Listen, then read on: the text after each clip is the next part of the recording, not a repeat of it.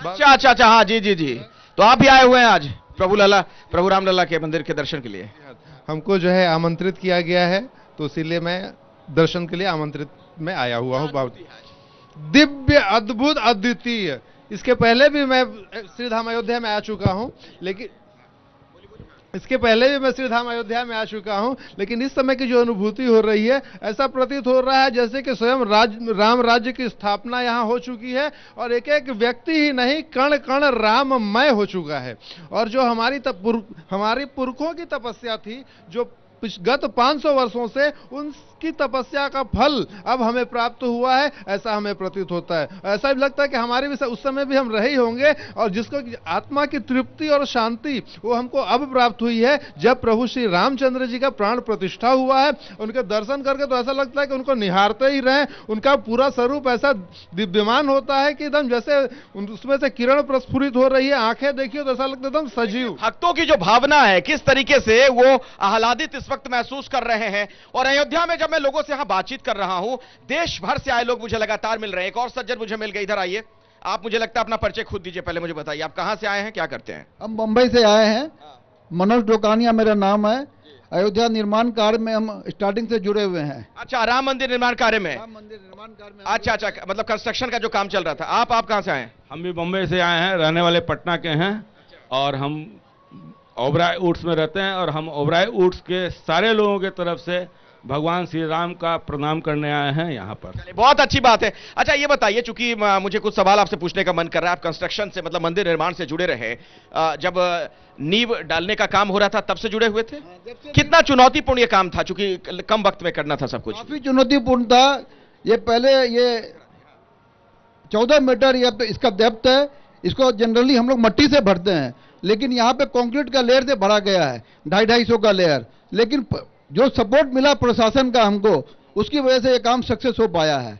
हमने दिन रात काम किया है, गिट्टी आई है, सीमेंट आया है, और मतलब आप ये पकड़ लो कि 6 महीने का काम 100 डेज में किया हमने। ये बताइए, आपने कईयों के घर बनाए होंगे, कंस्ट्रक्शन का काम करते होंगे, दुकान बाजार बनाते होंगे, ये तो प्रभु श्री राम का घर बन रहा था। हाँ, कितना चुनौतीपूर्ण था, किस तरीके की अनुभूति रही? ये आपको दिल से बोलता हूँ, जिस दिन ये मंदिर निर्माण कार्य का अपना डिसीजन हुआ, मैं एक हनुमान चालीसा पाठ पढ़ता हूँ डेली। मैंने हनुमान जी को यही बोला कि हम भगवान, हमको यहाँ कुछ सेवा करने का मौका मिले और मुनाफा कमाने का मौका ना मिले। ना, मुनाफा तो भगवान ने बहुत कमाया और जगह जगह कमाया। यहाँ खाली धैर्य था कि भगवान को अपने मंदिर में अपना कुछ योगदान रहे। तो हमने दिल से वहां पे काम किया, और अभी तक उसके बाद हमने पत्थर का काम किया। अभी भी जो मंदिर का निर्माण हो रहा है, पत्थर का जो कार्विंग वगैरह हो रही है, वो हम कर रहे हैं, जो हमने आज तक नहीं किया था, लेकिन दिल से इच्छा थी, इसके लिए हमने किया। अच्छा एक बात बताइए, बार बार विपक्ष की तरफ से एक सवाल खड़ा किया जाता है कि अधूरे मंदिर में प्राण प्रतिष्ठा का कार्यक्रम हुआ, तो मंदिर को पूरा होने में भी कितना समय लग जाएगा, कुछ आकलन है? मतलब आप लोग चूंकि निर्माण से जुड़े हुए हैं। करीब 6-7 महीने में जो मेन मंदिर का काम है, 5 से 6 महीने में पूरा हो जाएगा। बाकी इसके अलावा जो काम चल रही है चारों तरफ, वो तो चलेगा 1.5 साल। लेकिन काफी अपना काम, 4000 आदमी काम कर रहे हैं अंदर में। अच्छा, चलिए बहुत बहुत धन्यवाद। मैं आपसे दोबारा, हाँ क्या कहना चाह रहे हैं? हम सारे बम्बई वासियों की तरफ से भगवान श्री राम की जय जय करते हैं, और हमारे उबराय वुड्स के लोगों ने खास गया, मैं आपकी बात समझ गया। चलिए और कोई कुछ कहना चाह रहा है? हाँ बोलिए। जी मैं MP विदिशा से आया हूँ। जो रामराज की बात आज चल रही है, रामराज तभी आ सकता है, राम के चरित्र पर निर्वहन करें लोग, क्योंकि राम और रावण में कोई कमी नहीं थी। रावण भी विद्वान था, राम विद्वान थे। रावण ज्यादा था, धनवान ज्यादा था, लेकिन चरित्रवान नहीं था। राम जो चरित्र पर चले हैं, भाइयों के लिए जो चरित्र किया है, माता पिता की आज्ञा मानी है, उस पर चले तो रामराज आ जाएगा। रामराज आ जाएगा। अरे आप लोग भी अपनी कुछ बात रखना चाह रहे हैं क्या? छोटे छोटे बच्चे भी आए, कहां से आए आप लोग? खड़े हो जाइए। कहां से आए हो? MP जबलपुर। जबलपुर से? अच्छा, क्या सोच कर आए थे? यही दर्शन होंगे 23 तारीख को अयोध्या मंदिर में। अच्छा, दर्शन हो गए? अभी 23 को करेंगे कल। किस क्लास में पढ़ते हैं आप? 9th के स्टूडेंट भी? हाँ, आप लोग खड़े हो जाइए। हाँ, हम लोग MP जबलपुर से। भाई बहन है आप लोग क्या? अच्छा, पूरा परिवार है क्या यहाँ पे बैठा हुआ? अच्छा, क्या कहना चाहते? बहुत अच्छा लग रहा है दर्शन करके। अब कल दर्शन करेंगे रामलला के। देखिए, ऐसा नहीं है, जब भक्ति की बात होती है, राम जी की पूजा की बात होती है, तो वृद्ध बुजुर्ग लोग या जो उम्र दराज लोग हैं वही पूजा पाठ करते हैं। देख रहे हैं आप, ये सब स्टूडेंट्स हैं, बच्चे हैं, ये लोग भी यहाँ पर आए हैं रामलला के दर्शन के लिए। क्या कहना चाहती हैं आप? जय श्री राम। राम जी की स्थापना हो गई है, हम लोगों को बहुत ही आनंद हो रहा है, इतनी खुशी की बस बयान नहीं कर सकते। खुशी बयान नहीं कर पा रही हैं आप जी। जय माता दी। मैं सिर्फ ये कहना चाहता हूँ, विपक्ष आज नहीं आया, उन्होंने इतनी अच्छी जगह का बायकॉट किया है। इसका कारण है भूत पिशाच निकट नहीं आवे, महावीर जब नाम सुनावे। तो वाकई वो भूत पिशाच है, इसलिए वो नहीं आ पाए और अच्छा हुआ वो नहीं आए। जय श्री राम। देखिए, लोकतंत्र में मजबूत विपक्ष की भी जरूरत होती है। अब उन्हें आप भूत पिशाच कह देंगे तो फिर तो सवाल खड़े हो जाएंगे। हाँ, क्या कहना चाह रहे हैं? हाँ, बोलिए बोलिए कुछ। मंजीरे क्या है ये, सुनाइए जरा। हम बक्सर जिला से चल के थाना इटारी गांव जयपुर से हम चल के आए हैं। उमा पैदल आ रहे हैं? पैदल आए थे हमसे सर, भगवान के दर्शन के लिए सर। हमारा शुक्लान हो गया, आए हो गया हम जी सर एकदम। बोलिए क्या कहना चाह रहे हैं? सर मैं उनसे एक सवाल पूछना चाहता हूँ। किन से? ये कोट डाले सो है भाजपा के, बीजेपी के राकेश त्रिपाठी जी। बोलिए। हाँ सर, बाबरी ढांचा गिराने के बाद जिम्मेदारी बाला साहब ठाकरे ने ली थी। हाँ, उसी बाला साहब ठाकरे के परिवार को न्योता कल परसों स्पीड पोस्ट से मिलता है। ये क्या कारण है? जो उनसे पहले राज ठाकरे को भी मिल गया था। मैं महाराष्ट्र से हूँ, तो उनको देने का, देरी से देने का क्या कारण है? अच्छा, आप उद्धव ठाकरे के संदर्भ में सवाल पूछ रहे हैं? आप महाराष्ट्र से आए हैं? महाराष्ट्र से। कहाँ के रहने वाले हैं? लातूर जिला निलंगा तालुके। शिव सैनिक हैं? हाँ है। अच्छा, उद्धव गुट वाले। दोबारा सवाल पूछिए। जो बाबरी ढांचा गिराने के बाद बाला साहेब ठाकरे ने जिम्मेदारी ली थी कि मेरे शिवसैनिक ने क्या गिराया है, तो वो सबसे खुशी मुझे है और मैं वो जिम्मेदारी लेता। मतलब ये कह रहे हैं कि बाला साहब ठाकरे जो कि डंके की चोट पर कहते थे कि हाँ हमने किया, उनके पुत्र को ही आप लोगों ने नहीं बुलाया। देखिए, इस पे कोई दो राय नहीं है, इससे कोई इनकार नहीं कर सकता है। स्वर्गीय बाला साहब ठाकरे एक हिंदू धर्म योद्धा थे और निश्चित तौर पर उनके विचारों को लेकर के जो चलेगा वो सब निमंत्रित किए जाने चाहिए। केवल परिवार के आधार पर, केवल विरासत के आधार पर क्या उनके विचारों की विरासत को लेकर के वो चल पाए हैं? वो उस कांग्रेस के साथ उसकी गोद में जाकर के वे बैठ गए जिस कांग्रेस ने हर प्रकार के रोड़े अटकाने का काम किया। देखिए, आज मैं कोई राजनीतिक बहस करना नहीं चाहता था। उन्होंने भूत कहा, ये सच में भूत मतलब केवल भूत पिशाच वाले नहीं, भूत माने पास्ट हो गए, ये अतीत में खो गए। वर्तमान और भविष्य चमकता हुआ दिखाई पड़ रहा है। जो प्रभु राम के काम का है वही जनता के साथ रहेगा। इस पर धर्माचार्यों का क्या मत है? क्या विपक्ष का इस तरीके से विरोध या जो जिस तरीके के बयान सनातन को लेकर दिए गए पिछले दिनों में, ये क्या विपक्ष को महंगा पड़ सकता है? बिल्कुल महंगा पड़ सकता है। और उन्होंने अपने पैरों पर कुल्हाड़ी मारी है। जब संपूर्ण देश इतने हर्षोल्लास के साथ में राम मंदिर के साथ में जुड़ा है, संपूर्ण देश की आस्था आपको दिखाई पड़ रही है, जन जन में, छोटे छोटे बच्चों में भी आपको दिखाई पड़ रही है। आप बातें ही कर रहे हैं, जो बात आप अनुभव कर रहे हैं, जो बात हम अनुभव कर रहे हैं, संपूर्ण विश्व का हिंदू अनुभव कर रहा है, उस बात को अगर विपक्ष अनुभव नहीं कर पा रहा है तो ये सबसे बड़ी मूर्खता का प्रदर्शन कर रहा है। तो क्यों ऐसा होगा? विपक्ष क्यों नहीं महसूस कर पा रहा? क्या विपक्ष के लोगों को वोट नहीं चाहिए? क्या उन्हें सरकार में नहीं आना है? बहुसंख्यक आबादी इस वक्त क्या सोच रही है? क्या उन्हें इस बात का एहसास नहीं होगा? उनको एहसास तो जरूर होना चाहिए, लेकिन मुझे ऐसा लगता है कि उन्होंने सनातन धर्म को ठीक से समझा नहीं। सनातन धर्मावलंबी जो सनातन में पूर्ण निष्ठा रखने वाले हैं, उन्होंने उनको समझा नहीं और वो केवल कुछ थोड़े से वोटों के लालच में वह एक बहुसंख्यक समाज से कट गए।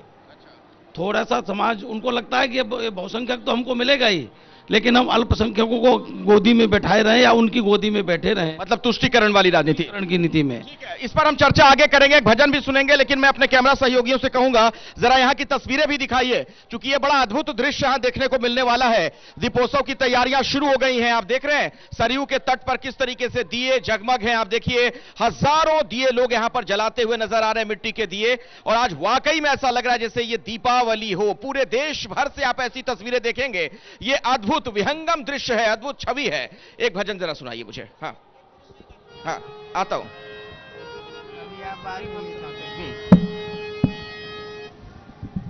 जय सिया राम।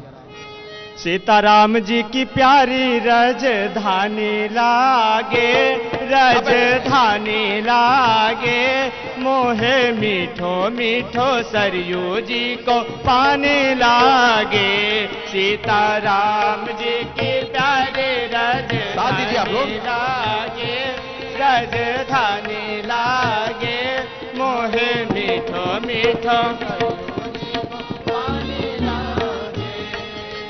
धन्य कौशला धन्य कैकेयी धन्य सुमित्रा मैया, धन्य कौशला धन्य कैकेयी धन्य सुमित्रा मैया।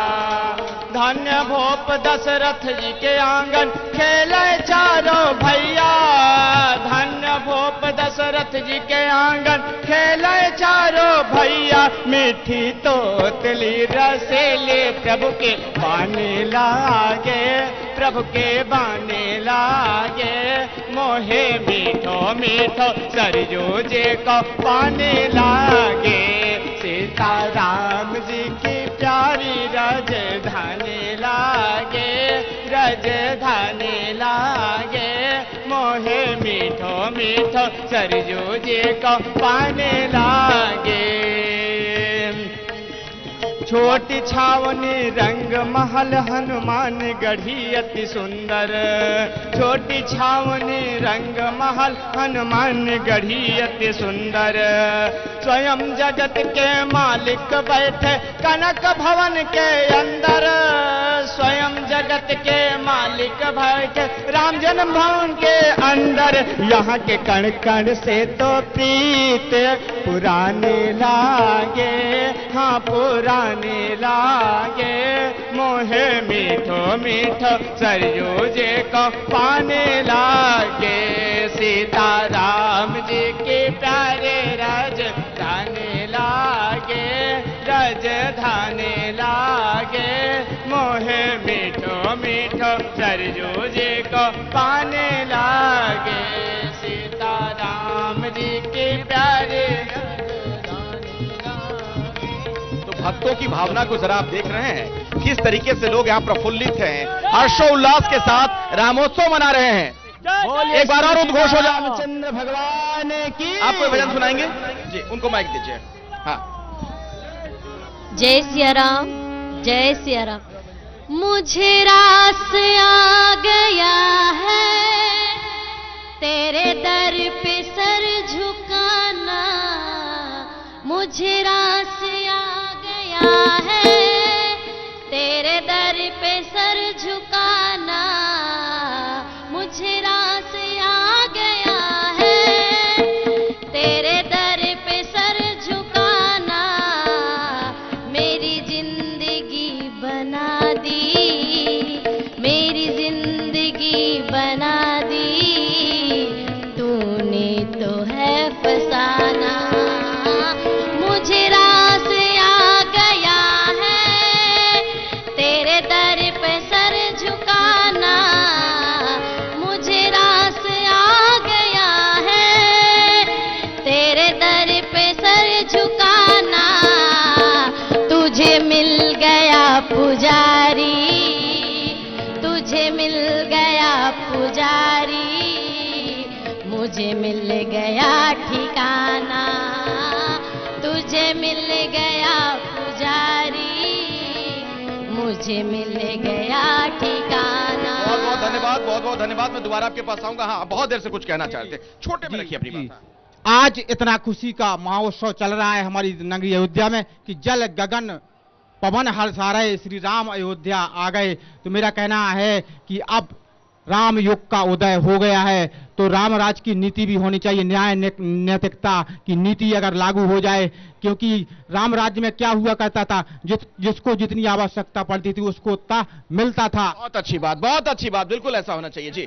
हाँ, एक नहीं, आपकी बात होगी, बाकियों को मौका दीजिए।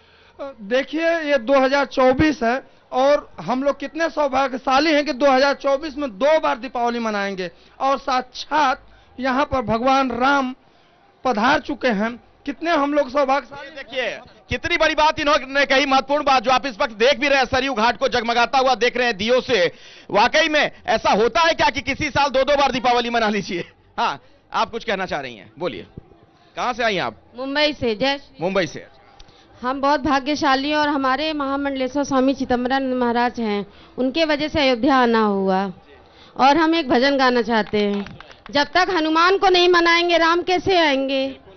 छम छम नाचे देखो वीर हनुमाना, छम छम नाचे देखो वीर हनुमाना, कहते हैं लोग इसे, हो कहते हैं लोग देखो वीर हनुमाना, मान पुड़ना भैरो बाबा, मान पुड़ना भैरो बाबा, रहा न कोई बाकी,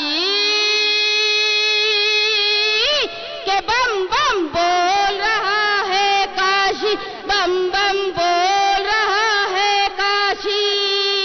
आज प्रभु श्री राम की गूंज अयोध्या में सुनाई पड़ रही है। जैसे ही घड़ी का काटा दोपहर 2:30 पे आए, बबीता जी का दिल सास बहू साजिश के लिए मचल जाए। और ये है इनकी बहू, पूरे दिन ऑफिस की टेंशन हो जाए गॉन जब ये करें अपना फेवरेट शो फ्री टाइम पे ऑन। इनकी तरह आप भी देखिए अपना फेवरेट शो अपने टाइम पर और डाउनलोड कीजिए एबीपी लाइव ऐप अपने स्मार्ट टीवी पर।